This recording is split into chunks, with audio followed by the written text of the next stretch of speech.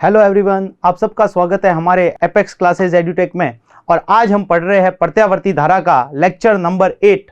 और lecture number 8 के अंदर हम बात करने वाले आज अनुनादी आवृत्ति के बारे में कि अनुनादी आवृत्ति क्या होती है। देखिए, इससे पिछले वाले जो वीडियो लेक्चर हैं उन वीडियो लेक्चर में हम चर्चा कर चुके हैं प्रेरकत्व के बारे में, संधारित्र के बारे में, प्रतिरोध के बारे में, और इन तीनों को एक साथ शामिल करके एक LCR नाम का एक परिपथ बनाया था। और इस परिपथ के बारे में हमने प्रतिरोध, प्रतिबाधा के बारे में बात की, उसके कलांतर के बारे में बात की। आज उसी के आगे की चर्चा की जाएगी इस वीडियो लेक्चर में। और इसमें हम पढ़ने वाले हैं कि अनुनादी आवृत्ति क्या होती है, अनुनादी अवस्था क्या होती है, और एक LCR सर्किट का बिहेवियर या उसका जो व्यवहार है वो अलग अलग आवृत्तियों के साथ में कैसे बदलता है, उसके बारे में आज हम चर्चा करेंगे। तो चलिए शुरुआत करते हैं। तो देखिए,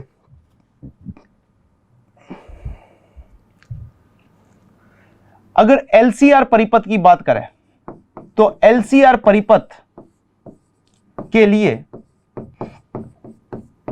प्रतिबाधा, और ये प्रतिबाधा का फॉर्मूला हमारे पास था Z √√R² plus XL minus XC का स्क्वायर। यही था जो पिछले वीडियो लेक्चर में हमने पढ़ा था। वो ये डेरिवेशन हमने देखा था कि प्रतिबाधा जो होती है वो प्रतिबाधा Z √R² plus XL minus XC होती है। अब इसी के अंदर हम अगर बात करें तो इसमें दो ऐसे घटक जुड़े हुए, दो ऐसे अवयव जुड़े हुए जो आवृत्ति के साथ परिवर्तित होते हैं।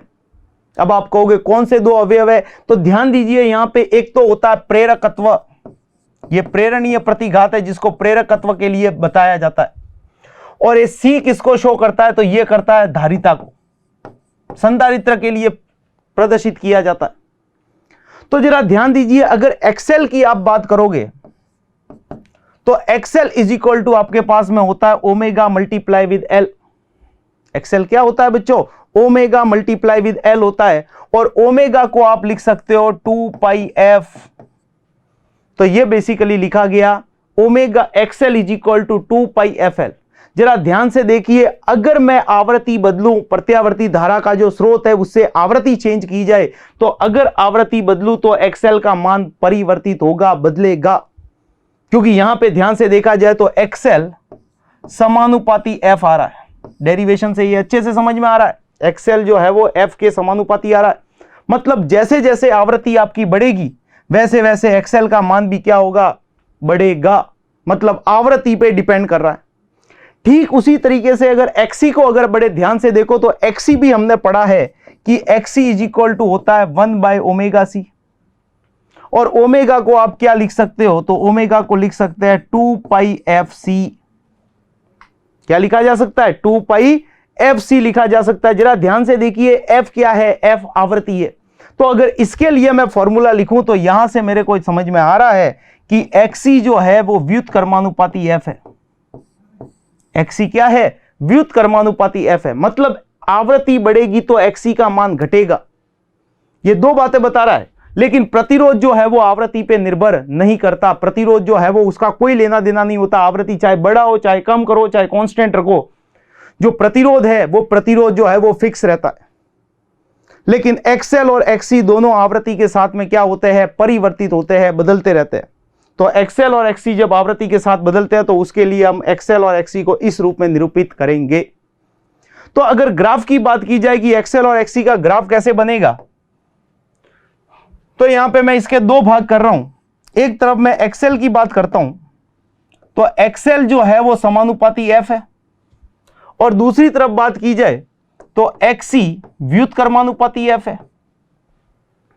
यही है। तो अगर F और L के बीच में अगर ग्राफ प्लॉट किया जाए तो ये ग्राफ कुछ ऐसे मिलेगा। इधर मान लीजिए आपने ले ली आवृत्ति और इधर ले लिया XL। तो जरा ध्यान से देखिए, डेरिवेशन आपको क्या बता रहा है, ये बता रहा है आपको कि आवृत्ति बढ़ेगी तो XL का मान बढ़ेगा। तो आवृत्ति इधर बढ़ रही है तो XL का मान बढ़ेगा। ग्राफ कैसा जाएगा, सरल रेखीय जाएगा। मतलब ये XL समानुपाती F आएगा। क्लियर है बात।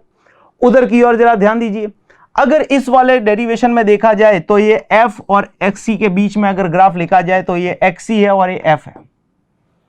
अगर f का मान बढ़ाया जाए, f अगर बढ़ेगा तो xc का मान घटेगा, लेकिन f की वैल्यू अगर 0 है, इसकी जरा वैल्यू 0 करो तो 1/0 अनंत आएगा, मतलब एक ग्राफ इधर टच नहीं करेगा। ये ध्यान रखना, ये जो ग्राफ है वो अनंत से आता है, तो अनंत से आने का मतलब बिना टच किए इसको ऐसे लेके आओगे, न इधर टच करना है न इधर टच करना है। अगर इधर टच कर लिया तो आपने उसकी फिक्स मान बता दिया, जबकि हमको पता है कि जब f का मान 0 होगा, ये f जो है उसकी वैल्यू 0 है, तो उस केस में xc की वैल्यू क्या आएगी, अनंत आएगी। तो ग्राफ न इधर टच होगा न उधर टच होगा, ये ग्राफ कुछ इस तरीके से शो किया जाएगा। तो यहां से पता चल रहा है कि xc जो है वो f के व्युत्क्रमानुपाती है। तो ये दो ग्राफ अपने को बता रहे हैं कि आवृत्ति जब बदलेगी, आवृत्ति जब परिवर्तित होगी प्रत्यावर्ती धारा स्रोत की, तो उस केस में XL और XC दोनों के मान ही परिवर्तित होंगे, दोनों के मान जो है वो अलग अलग रूप में अपने को प्राप्त होंगे। तो अगर इन दोनों ग्राफ को एक साथ शामिल करके बनाया जाए, तो एक साथ शामिल करेंगे तो देखते हैं कैसे बनेगा, और उसी से अपने को वो बात समझ में आती है। तो इधर की ओर मैं आवृत्ति को तो एक तरफ ही ले रहा हूं, और इधर की ओर XL व XC दोनों के ग्राफ एक साथ देख रहा हूं। समझना बात को, बहुत ही इंपॉर्टेंट बात यहां पे आ रही है सामने। अगर मैं XL की बात करूं तो XL हमको पता है कैसे जाता है, बिल्कुल सीधा जाता है आवृत्ति के साथ। XL समानुपाती F होता है, अभी अभी पढ़ा। और XC की बात करूं तो XC बेसिकली कैसे आएगा, इस तरीके से आएगा। ये XC व्युत्क्रमानुपाती F होता है। जरा ध्यान से देखा जाए इस ग्राफ को, तो ये ग्राफ एक बिंदु पे कट हो रहा है। अगर इस कटिंग वाले पॉइंट की मैं बात करूं तो ये जो कटिंग वाला पॉइंट है,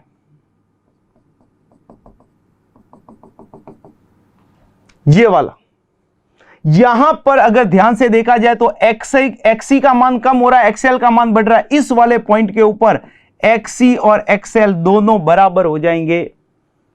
XL और XC दोनों क्या हो जाएंगे, बराबर हो जाएंगे। और वो आवृत्ति जिसके ऊपर XL और XC के मान बराबर हो जाते हैं उसी को कहते हैं अनुनादी आवृत्ति। बहुत ही इंपॉर्टेंट पॉइंट है, क्वेश्चन पूछा जाता है अनुनादी आवृत्ति किस कंडीशन में होती है, वो उसका प्रतिबंध क्या होता है। तो अनुनादी आवृत्ति इसको बोलते हैं रेजोनेंस फ्रीक्वेंसी FR। ये जो रेजोनेंस फ्रीक्वेंसी होती है, इस रेजोनेंस फ्रीक्वेंसी के लिए कंडीशन क्या होती है बच्चों, XC और XL दोनों क्या होते हैं, बराबर होते हैं। क्लियर है बात। तो यहां पे ये जो कंडीशन है इसको बोलते हैं अनुनादी अवस्था। अनुनादी परिपथ की व्याख्या के लिए इसको पढ़ा जाता है। तो अगर मैं इस वाले पूरे पॉइंट की बात करूं तो ये अनुनाद से पहले का वक्र है, इधर वाला जो है वो अनुनाद से पहले, और उधर वाला बेसिकली क्या है, अनुनाद के बाद वाला वक्र है। तो जरा अनुनाद से पहले देखिए, ये जो लाइन मैंने खींची है, ये लाइन बेसिकली किसको बता रही है, अनुनाद को बता रही है। ये तो हमारे पास अनुनाद है। इस अनुनाद से पहले वाली कंडीशन देखिए।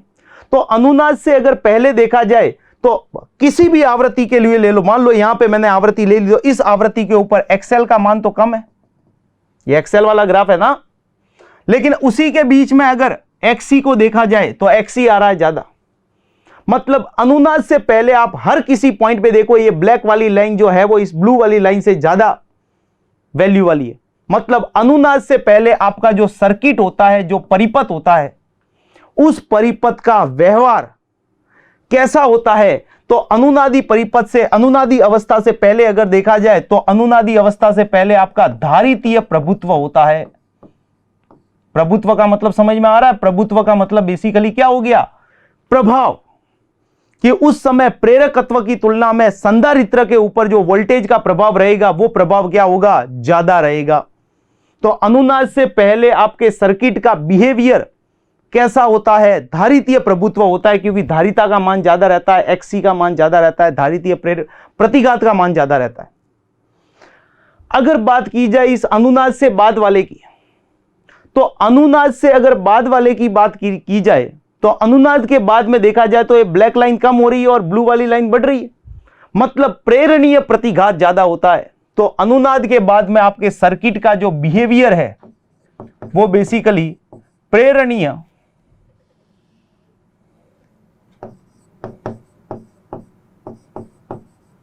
प्रतिघात का होता है। धारितीय प्रभुत्व वाले केस के अंदर बेसिकली क्या हो रहा है, तो धारितीय प्रभुत्व वाले केस के अंदर XC जो है वो बड़ा है XL से, XC का मान बड़ा आ रहा है XL से, और इस वाले केस के अंदर क्या हो रहा है, XL बड़ा आ रहा है XC से। तो कहने का मतलब यह है कि एक जो आपका परिपथ होता है LCR परिपथ, उसके अंदर 3 तरीके के गुण प्रदर्शित होते हैं।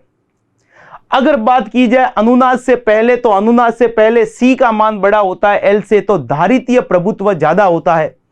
अनुनाद के बाद की बात की जाए तो प्रेरणीय प्रभुत्व ज्यादा होता है। और अगर अनुनाद की बात करूं तो अनुनाद के ऊपर तो XL और XC बराबर हो गए। तो जरा ध्यान दीजिए, हमारे पास Z का फॉर्मूला क्या होता है, तो Z हमारे पास होता है √R² plus XL minus XC का स्क्वायर, यही है। अब जरा ध्यान दीजिए, ये अनुनाद वाली लाइन है, जो मैंने यहां पे ये लाइन शो की है वो बेसिकली किसकी है, अनुनाद की है। तो अनुनादी अवस्था में XL और XC तो आपस में क्या हो गए, बराबर हो गए। तो XL और XC बराबर कर दोगे तो जरा ध्यान दो, नॉर्मल सी मैथमेटिक्स है, XL और XC जब आपस में बराबर हो गए तो ये तो पूरी टर्म 0 होगी ना। ये जो पूरी टर्म है वो बेसिकली कितनी होगी, 0 में चली गई, ये तो पूरी टर्म 0 हो गई। तो ये पूरी टर्म जब XL और XC बराबर हो जाएगा, ये पूरी टर्म 0 होगी, तो Z की वैल्यू किसके बराबर आ गई, R के बराबर आ गई। मतलब उस केस के अंदर जब अनुनाद के अंदर, अनुनादी अवस्था में, अनुनादी अवस्था की अगर बात की जाए तो अनुनादी अवस्था के अंदर आपके Z की वैल्यू किसके बराबर आ जाएगी, R के बराबर आ जाएगी। मतलब आपका ये परिपथ जो LCR परिपथ जब अपन पढ़ते हैं, L और C और R, इन तीनों को श्रेणी क्रम में जोड़ा जाता है और प्रत्यावर्ती धारा स्रोत के साथ लगाते हैं और आवृत्ति बार बार चेंज करते रहते हैं प्रत्यावर्ती धारा स्रोत की। तो अनुनादी अवस्था में जब XL और XC दोनों आपस में बराबर होते हैं तो उस केस के अंदर आपका जो परिपथ है उसका व्यवहार कैसा होता है, शुद्ध प्रतिरोध की तरह व्यवहार करता है। ये शुद्ध प्रतिरोध की तरह व्यवहार करेगा आपका परिपथ, मतलब है ये LCR। लेकिन जब अनुनादी अवस्था आएगी तो अनुनादी अवस्था में आपका ये जो परिपथ है LCR वाला, श्रेणी क्रम LCR परिपथ, ये किसकी तरह बिहेव करेगा, शुद्ध प्रतिरोध की तरह व्यवहार करेगा। तो इन्हीं तीनों पॉइंट को हम लाइन वाइज लिखेंगे और बहुत ही इंपॉर्टेंट पॉइंट है। तो आपको एक क्या बात समझ में आ रही है, अनुनाद से पहले धारितीय प्रभुत्व, अनुनाद के बाद में प्रेरणीय प्रभुत्व और अनुनाद पर प्रतिरोध का प्रभुत्व होगा, मतलब शुद्ध प्रतिरोध की तरह व्यवहार करेगा। तो चलिए इसी बात को हम यहां पे लिखते हैं, क्योंकि लिखेंगे पॉइंट वाइज, जब इनको याद रखेंगे तभी हम बोर्ड में अच्छे मार्क्स ले सकते हैं। तो देखिए, अगर इन तीनों पॉइंट को लिखा जाए तो पहला पॉइंट, अनुनाद, अनुनादी अवस्था से पूर्व LCR परिपथ में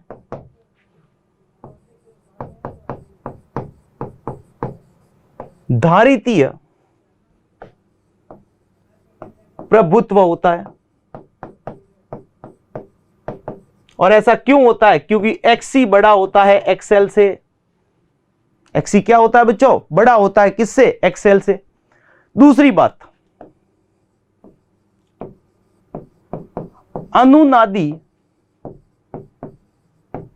अवस्था के बाद LCR परिपथ में प्रेरणीय प्रभुत्व होता है। और ऐसा क्यों होता है, क्योंकि XL बड़ा हो जाता है XC से। XL क्या होता है बच्चों, बड़ा हो जाता है XC से, ग्राफ हमने देखा ही है। और तीसरा केस जिसको अनुनादी अवस्था कहते हैं, तो अनुनादी अवस्था पर, अनुनादी अवस्था पर LCR परिपथ में प्रतिरोध प्रभुत्व होता है। प्रभुत्व का मतलब बेसिकली आपको समझ में आ रहा है, प्रभुत्व का बेसिक मतलब हो गया कौन प्रभावी है, कौन ज्यादा इफेक्टिव आ रहा है, उस इफेक्टिवनेस को बताने के लिए हम प्रभुत्व वर्ड काम में ले रहे। और इस वाले केस में शुद्ध प्रतिरोध के लिए एक्सएल किसके बराबर हो जाएगा बच्चों, एक्ससी के बराबर हो जाएगा। और ये तीनों पॉइंट आपको बहुत ही अच्छे से याद रखने हैं, ये क्वेश्चन पूछा भी जाता है। क्वेश्चन किस तरीके से पूछेगा कि अनुनाद से पहले की अवस्था में आपके प्रतिरोध का व्यवहार कैसा होता है, आपके एलसीआर परिपथ का व्यवहार कैसा होता है, अनुनाद के बाद में एलसीआर परिपथ का व्यवहार। देखो परिपथ तो एल, सी और आर तीनों अवयव जुड़े हुए, लेकिन खेल किसका आ रहा है, खेल आ रहा है आवृत्ति का। आवृत्ति अगर आप बदलते जाओगे तो आपके सर्किट का जो बिहेवियर है, जो व्यवहार है, कभी वो प्रेरकत्व की भांति काम कर रहा है, कभी संधारित्र की भांति काम कर रहा है, कभी वो प्रतिरोध की भांति काम कर रहा है। तो ये तीनों जो अवयव है वो लगे हुए तो जरूर होंगे, लेकिन डोमिनेंट कौन होगा, उभर के कौन सामने आएगा, वो डिपेंड करेगा कि आपने उसको अनुनाद से पहले रखा है परिपथ को, अनुनाद के बाद में रखा है, या अनुनाद पर रखा है। क्लियर हो रही है बच्चों बात? तो ये बेसिकली अपन इन तीनों के बारे में पढ़ते हैं कि एलसीआर परिपथ को श्रेणी क्रम में जोड़ते हैं तो इन तीनों अवयव के अंदर जो व्यवहार होता है वो बेसिकली आपका अलग अलग होता है। क्लियर बात? तो अब बात करते हैं कि अनुनादी आवृत्ति क्या होती है। यह क्वेश्चन पूछा जाता है कि अनुनादी आवृत्ति किसे कहते हैं और इसका सूत्र प्राप्त करो। तो देखिए अनुनादी आवृत्ति के बारे में समझते हैं। तो अगला पॉइंट आता है अनुनादी आवृत्ति, जिसको बोलते हैं ओमेगा आर। आर वर्ड क्यों काम में लिया जा रहा है? आर का मतलब रेजोनेंस, रेजोनेंस का मतलब आवृत्ति से होता है। तो अनुनादी आवृत्ति जिसको अपन ओमेगा आर से शो करते हैं, क्या लिखी जाएगी अनुनादी आवृत्ति की डेफिनेशन क्या लिखी जाएगी? तो अनुनादी आवृत्ति की डेफिनेशन आप लिख सकते हो कि एलसीआर श्रेणी क्रम परिपथ में जब एक्सएल बराबर एक्ससी हो जाता है तो प्रत्यावर्ती धारा स्रोत की आवृत्ति को अनुनादी आवृत्ति कहते हैं।